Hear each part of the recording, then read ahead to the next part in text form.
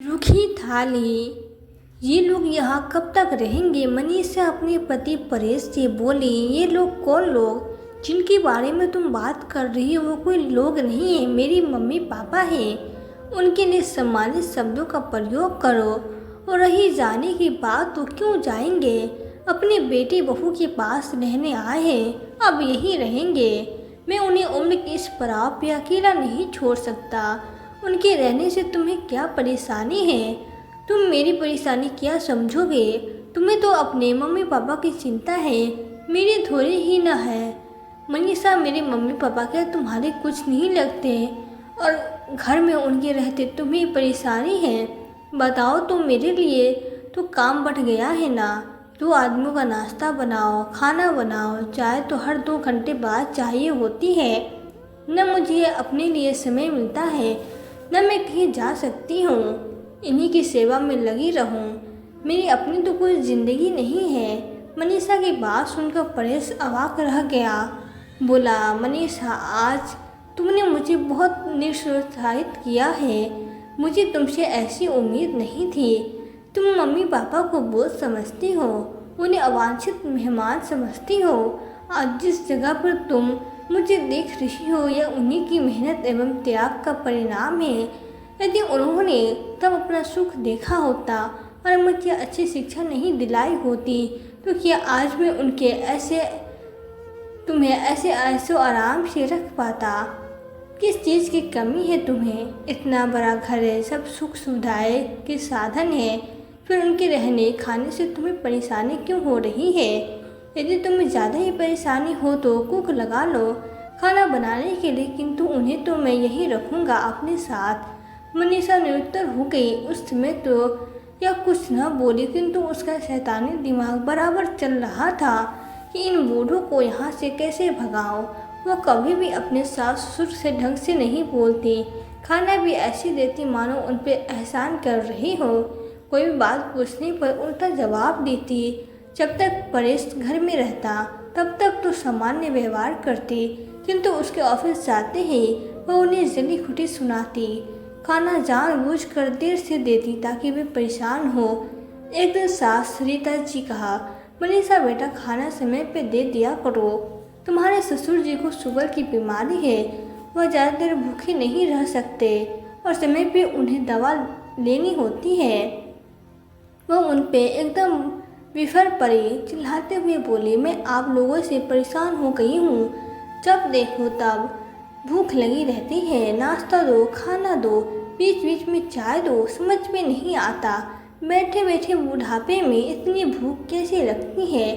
कैसे हजम कर लेते हैं आप इतना खाना? मैंने तो सुना था कि बुढ़ापे में खुराक कम हो जाती है। यहाँ तो सारा दिन खाने को चाहिए। सरिता जी सख्ती में आ गई। यह सब सुनकर वे चुप रही, सोचते अब क्या करूं? पति के खाने का समय कब से हो गया है, 2 बज रहे हैं। अब दवा खाएंगे, तबीयत वैसे ही ठीक नहीं है। फिर से बोली, अच्छा तो तुम आराम करो, मैं ही ले लेती हूँ खाना। खाकर जैसे मैं रसोई की तरफ बढ़ी, मनीषा दहाड़ते हुए बोली, खबरदार मम्मी जी, जो आपने रसोई में कदम रखा यह मेरा घर है, हर जगह आपको जाने की अनुमति नहीं है। चुपचाप कमरे में जाओ, मैं लाती हूँ खाना। इतना अपमान होने पर उनकी आंखों से आंसू आ गए, किंतु अपने को शांत कर कमरे में गई। भूख से व्याकुल राजीव जी बोले, ले आई खाना। मनीषा ला रही है, आधा घंटा हो गया, खाना नहीं आया। सरिता जी डर रही थी कि कहीं राजीव जी को शुगर डाउन हो जाए। उनके अपमान को भूल कर भी बाहर गई तो देखा मनीषा आराम से बैठी नेल पॉलिश कर रही थी। उन्हें देखते ही बोली, फिर आ गई आप? थोड़ी देर भी सब्र नहीं होता? मनीषा, तुम्हारे ससुर जी की शुगर डाउन हो रही है, ज़्यादा तबीयत खराब हो जाएगी यदि उन्हें तुरंत खाना को नहीं दिया तो। हड़बड़ाती हुई उठी और बोली, ला रही हूँ। वे वापस कमरे में गई। राजीव जी उन्हें खाली हाथ देखे बोले, क्या कर रही हो? खाना क्यों नहीं लाते? वे बेसब्री से दरवाजे की ओर देखने लगती है। तभी मनीषा 2 थाली लिए आती है।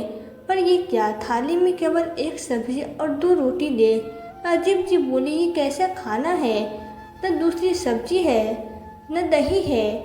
वो तो खाले बूढ़ी, नहीं तो ये भी वापस ले जाऊंगी। ये मनीषा का मुंह देखते रह गए। जैसे तैसे खाना गले से नीचे उतरा और बोले, सुनो, कल सुबह की तैयारी कर लो चलने की।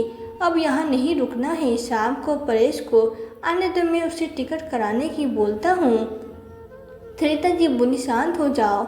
ऐसा करने से इन दोनों के बीच टकराव होगा। मैं नहीं चाहती अपने कारण इन दोनों के बीच मनमुटाव हो। अतः शांति से परेश से बात करते हैं। अभी आप दवा लेकर आराम करो, मैं परेश से बात कर लूँगी। परेश रात लेट आया तो वो जैसे ही मम्मी पापा के पास जाने लगा, मनीषा ने रोक दिया। वो खाना खाकर सो गए हैं, सुबह बात कर लेना। अभी तुम भी खाओ। असल में उसने शाम को भी खाना ढंग से नहीं दिया था, तो उसे डर था कि कहीं वे परेश को बता ना दे। सुबह परेश को किसी मीटिंग के चक्कर में जल्दी निकलना पड़ा।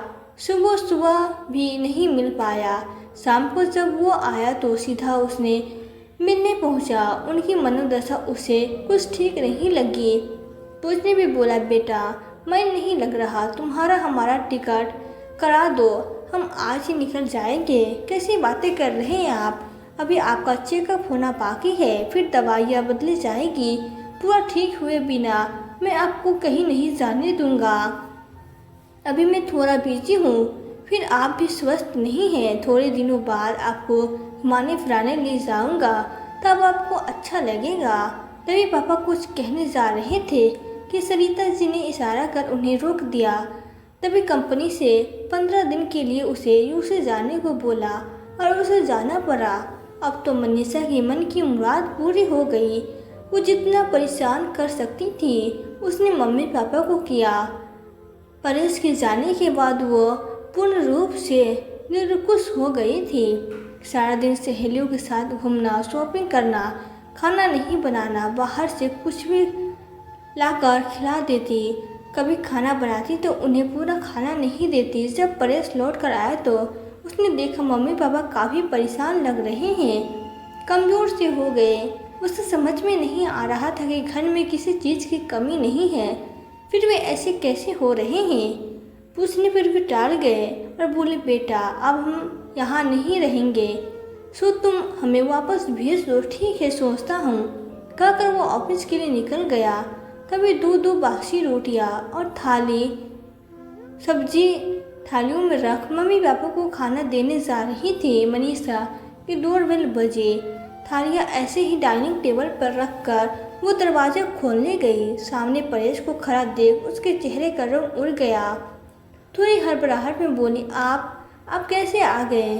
उसकी हड़बड़ाहट देख वो समझ गया, जरूर कुछ दाल में काला है।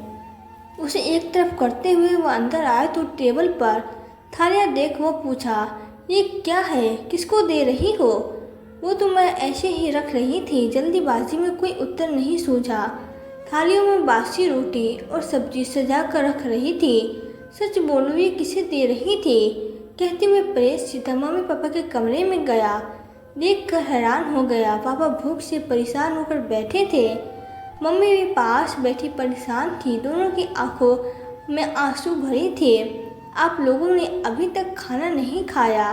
परेश की आवाज़ सुन दोनों चौंक गए। वे कुछ नहीं बोले। मम्मी पापा, क्या बात है, आप लोग बोल क्यों नहीं रहे?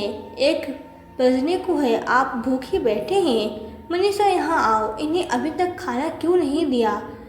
बस मैं ला ही रही थी कि आप आ गए। अच्छा, अब मेरी समझ में आ गया कि वो 2 थालियाँ तुमने इनके लिए लगाई थी। परेश मनीषा का हाथ पकड़ बाहर आया और डाइनिंग टेबल पर रखी थालियाँ दिखाते बोला, ये खाना तुम मम्मी पापा को देने जा रही थी। बोले, ये तुमने उनके लिए ही लगाई थी ना? मनीषा चुप थी और उसकी चुप्पी ने सच्चाई उगल दी। ये रूखी रोटी, सूखी इतनी सी सब्जी, घर में खाना तो बहुत बना है, तो इनको क्यों नहीं दिया? न रसेदार सब्जी, न दही। मेरे पापा तो दही के बिना निवाला नहीं खाते। क्यों ऐसा किया? अब घर से कब से कर रही हो ये सूखी थाली? कब से तुम उन्हें दे रही हो? अब समझ आया कि वे बार बार जाने को क्यों कह रहे थे।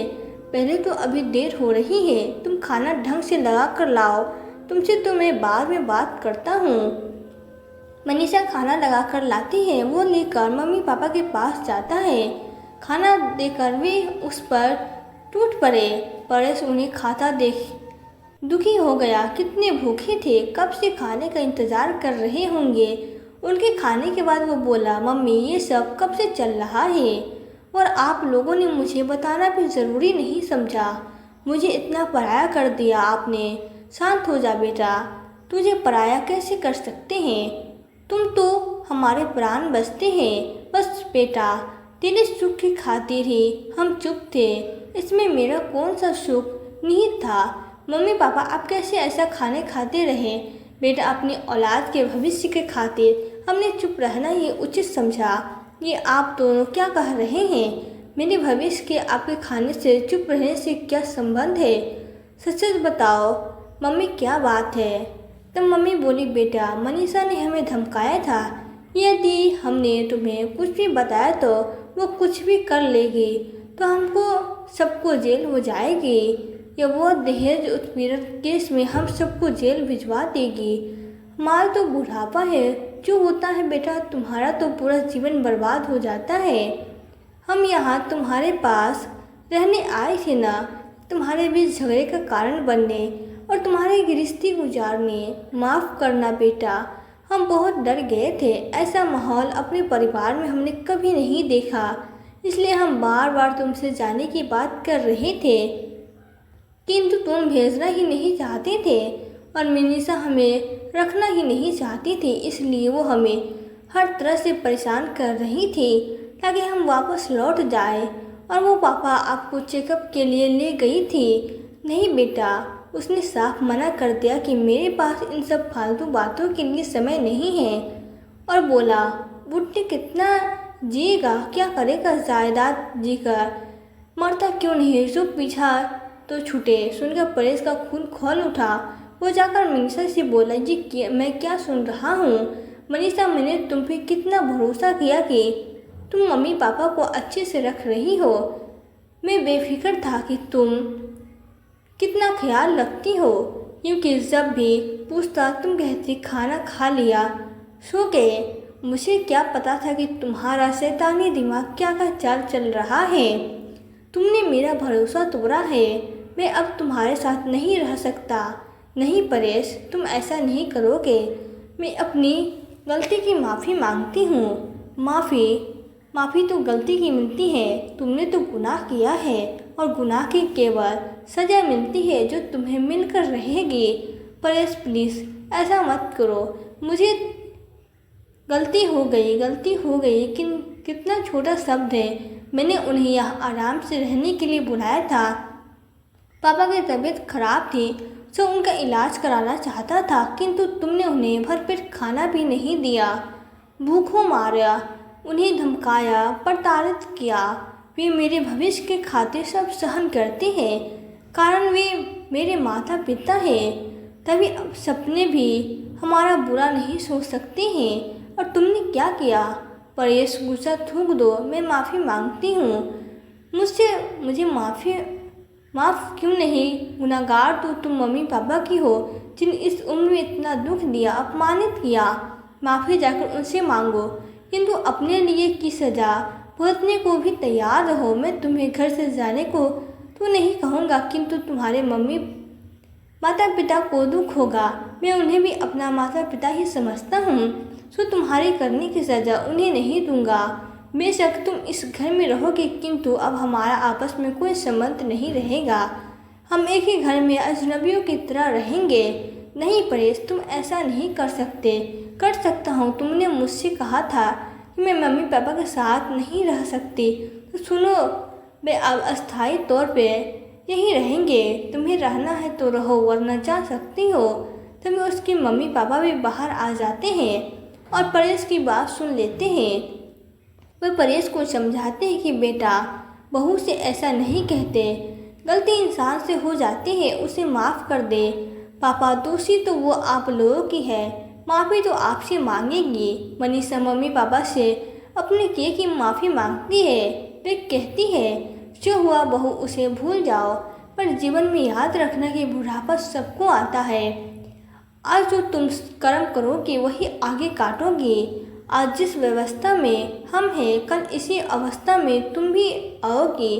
सोच कर देखो, यदि तुम्हारे साथ इस तरह का दुर्व्यवहार होगा तो तुम्हें कैसा लगेगा। जिस पति पर तुम इतना हक जमा कर हमें दूर कर रही हो, उसे यहाँ तक पहुँचाने में हमने अपने सुख दुख की परवाह न किए बिना अपना जीवन खपा दिया। हर माता पिता चाहते हैं उनका बेटा उनसे आगे निकले। खुशी खुशी अपनी ज़रूरतों को नज़रअंदाज कर बेटे के सुख के लिए सोचा, तो क्या आज हमारा इतना भी बेटे पे हक नहीं है कि कुछ दिन उनके साथ हंसी खुशी गुजार सके। हमने तुम्हारे साथ क्या बुरा किया जो तुमने सोच लिया कि हम यहाँ नहीं रह सकते। मनीषा तुम्हारे भी भाई हैं, कल को तुम्हारी भाभी तुम्हारी मम्मी पापा के साथ यही कहानी दोहराए तो तुम्हें कैसा लगेगा। शांत मन से सोचो बेटा, जो माँ बाप बच्चों को सहारा देकर इस योग्य बनाते हैं कि वो सुख समय जीवन जी सके, तो उसे बुढ़ापे में सहारे की उम्मीद रखना गलत है क्या। बेटा, पारिवारिक मूल्य को समझो और परिवार में मिलजुल कर रहने की भावनाओं से हंसी खुशी रहो। देखो जीवन कितना आनंदमय हो जाएगा। बड़ों के रहने से उनकी छाया छात्र में परिवार का कभी अहित नहीं होता, बल्कि उनके आशीर्वाद से परिवार फूलता फलता है। नई पीढ़ी में संस्कार अपने आप ही समाहित हो जाते हैं, क्योंकि जो वे अपने मम्मी पापा को करते बचपन में देखते हैं वही संस्कार वही गहने उनके मन में बैठ जाते हैं। उन्हें सिखाने की ज़रूरत नहीं पड़ती। बेटा, ऐसा गलत व्यवहार करके तुमने अपनी माता पिता की परवरिश को भी झूठा साबित कर उसे भी शर्मिंदा कर दिया है। बस इतना ही कहना है, आगे तो खुद समझदार हो। मनीषा सिर झुकाए खड़ी अपने किए पे पछताते हुए आंसू बहा रही थी और सोच रही थी कि आगे से ऐसी गलती कभी नहीं करूं। दोस्तों, आपको आज की वीडियो कैसी लगी? वीडियो पसंद आई हो तो वीडियो को लाइक करें और ऐसी ही कहानियाँ सुनने के लिए हमारे चैनल सानिया वॉइस स्टोरी को सब्सक्राइब जरूर करें। मिलते हैं फिर नई वीडियो में नई कहानी के साथ। धन्यवाद।